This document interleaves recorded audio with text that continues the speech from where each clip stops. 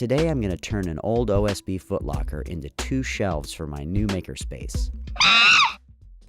So I have a ton of boxes of stuff and tons of little jars that I've been saving over the years, and I really need to access more stuff in this vicinity of my makerspace. So I'm taking this old footlocker that I've had since college, and I'm going to rip it apart, give it a nice paint job inside, and make some shelves to go on the wall.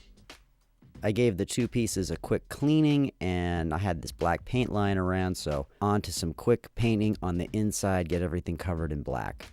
For the deep side of the trunk, I'm just going to take 2 pieces of scrap, cut them to the length, and 1 more piece and cut it to the width. I'm going to notch those together and just friction fit that together to make a little grid.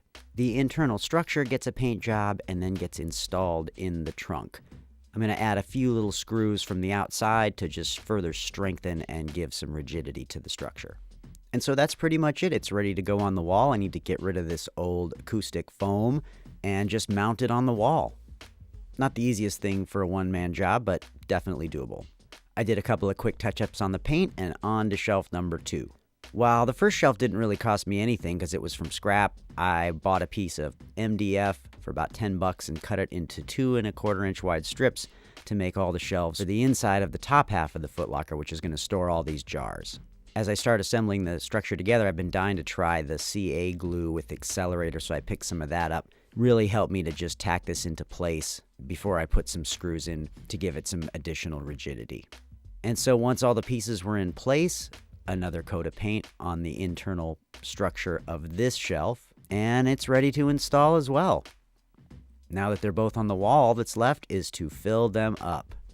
Not a lot of master craftsmanship here. This was really a quick and dirty project just to give me some additional storage, but it turned out really great. I'm super happy with the results. I've got a ton of new places to store things, and frankly, I've got so many things that need consolidating. These jars and boxes are really going to help me out with that. Plus, having them all at my fingertips is a win-win for my makerspace.